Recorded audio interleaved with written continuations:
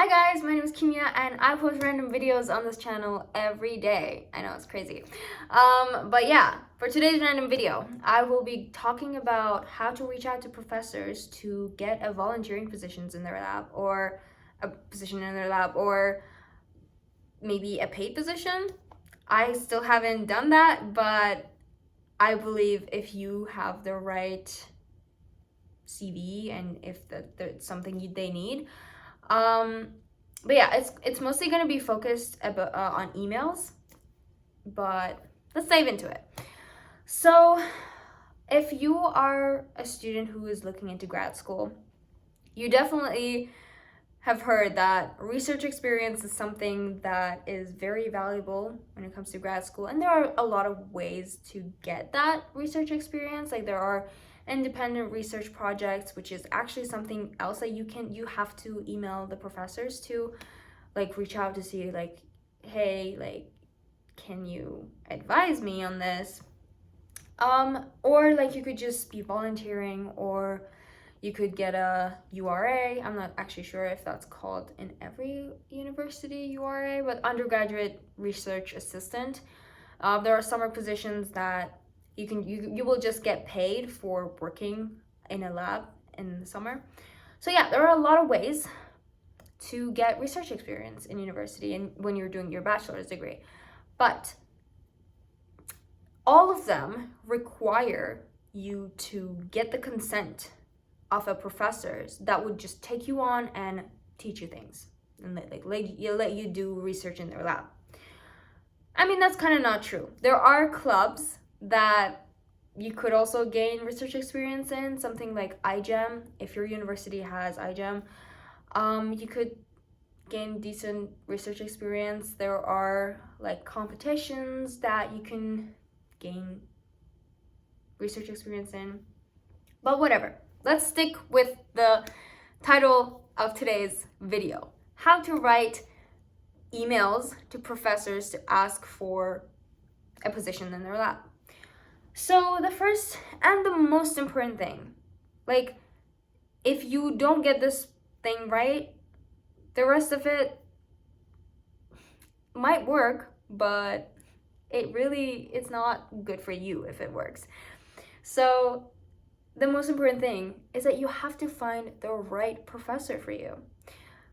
And some people don't know what they actually want, so like they're just looking into exploring different professors so that they can, oh my god, I am hearing myself like it's just echoing in my ukulele, or am I just like losing my, anyway, whatever.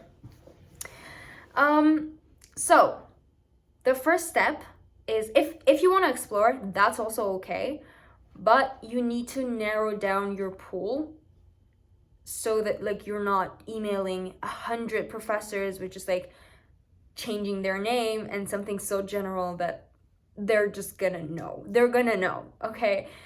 And I have talked to a lot of professors that they're actually very annoyed by how some students, they just like spam all the professors, and it makes them feel like you don't respect their time, and that you're not going to be a valuable team member because you're actually not interested in their research. You're just like randomly emailing everyone. And it makes sense. Like, would you have hired someone that would just like email literally everyone else?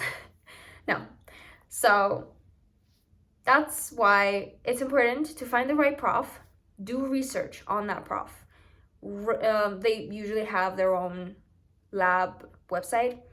Go to that website and read a general description of what their research is, and follow them or connect or just like stalk them on LinkedIn. Look at their path, like what they did in their bachelor's. Like the prof that I got a position in their lab, he did a bachelor's in psychology, and then he switched to neuroscience, and now he's doing molecular neuroscience.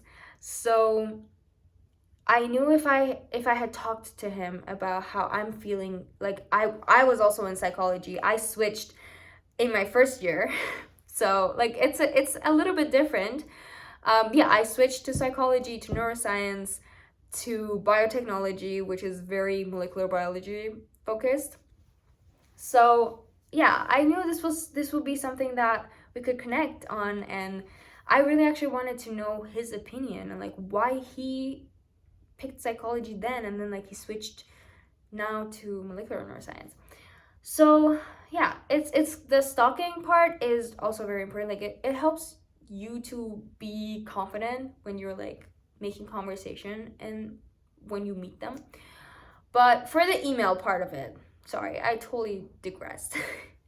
So in order to find the right prof, try to go through the list of professors in your department, in like the department that you have a degree in, like you're getting the degree. So like if you're in finance, I'm not sure actually, like why would a finance student want to work in a lab? That was a very stupid example. Okay, let's say you're in zoology. Go in the department of zoology and look through the professors there, and based on the names, you could tell if you're like interested or not. Then narrow it down to a pool. I mean, depends on like how many professors are going to be in that department, but pick 10% of those that like from everything. Just anything that even remotely interests you. Don't just like toss it out. You don't have to like apply, like you don't have to email them. But if it remotely interests you, it could be just because you don't actually know enough about it to realize whether you actually are just remotely interested or like you're actually could be interested.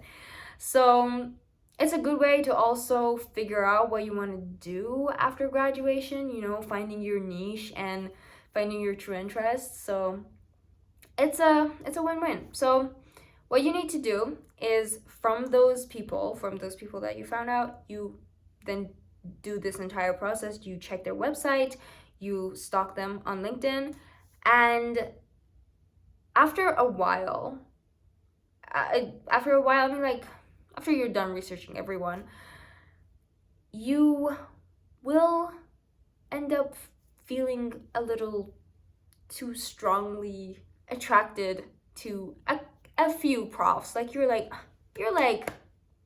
you get me, you're like who I want to be, I don't know, maybe I'm just too extreme, but it happened to me. And I found this one prof in this entire university that was working in a molecular neuroscience, and he was using bioinformatics techniques to like bioinformatics tools to extract the data and like analyze the data.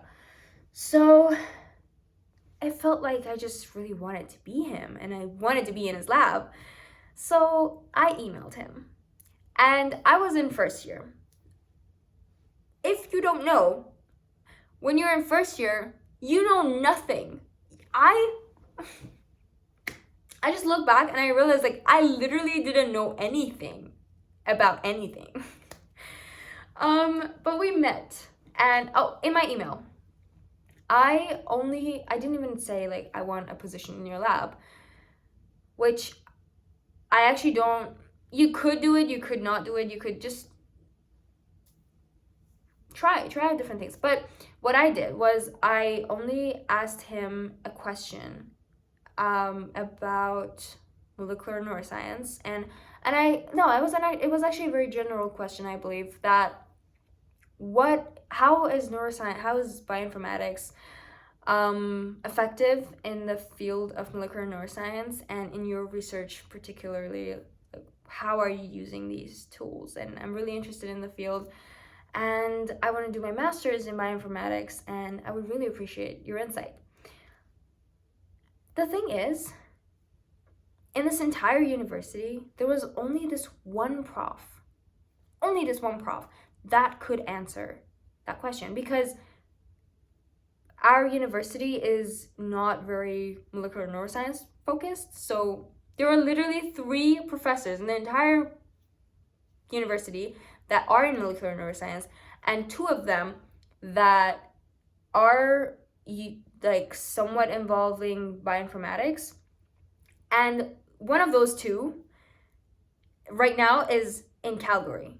He doesn't even work in Guelph anymore. So literally, it was the only prof that could answer that question. And it's kind of hard to just ignore that email when you have this passionate first year student that really seems like just very enthusiastic about this whole thing, and just like shut them down, you know? They wouldn't do that. So maybe I just found like the most perfect prof. I don't know. But he responded like a very short time actually, and we met, and in his email actually he said, let's meet and discuss opportunities for you to get involved. And I was like, what? I didn't even ask for that. Like, I was legit like nervous. I was like, I don't even know, like, what am I what? Anyway, we met. He said reach out by the end of the summer because I don't have any available positions right now, but I'll find you something for next fall. But anyway, so it all started from me just reaching out and asking a question. And one thing that separated me from all those other hundreds of students, which actually when we met, me and the professor, he did tell me there are hundreds of students that email him and they're just like, oh, I want to work in your lab. But I particularly really interested him because my interest is so niche, and he was the only professor that could guide me. So it's really important. I mean, maybe in some ways I got lucky that I really like this whole niche thing, but it's also the thing that if you read different professors' research, they are very distinguishable. Like, yeah, like there are like people in zoology, they're all working on animals, but different animals, different parts of animals. I don't know. I don't actually have a single clue what people in zoology do. I don't know why I use that example, but yeah. So just make that email special, okay? And next thing, which would seem very obvious, but I've seen some professors posting announcements teaching the right way to email. And yeah, there was this prof that said, if you don't follow these instructions of writing emails, I will not respond. Which is very dumb, but also like it was very basic instructions, like start with a hi, blah blah blah, and end with a thanks name, and like separate the paragraphs, or like be polite or something like really basic. And I was like, damn, people really don't know that? Seriously? So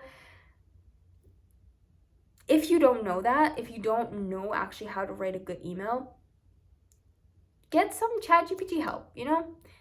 I started writing emails, literally every single email, with ChatGPT, because I'm an overthinker and I make a lot of grammatical and spelling mistakes, and it was definitely really helpful in that matter, but also creating more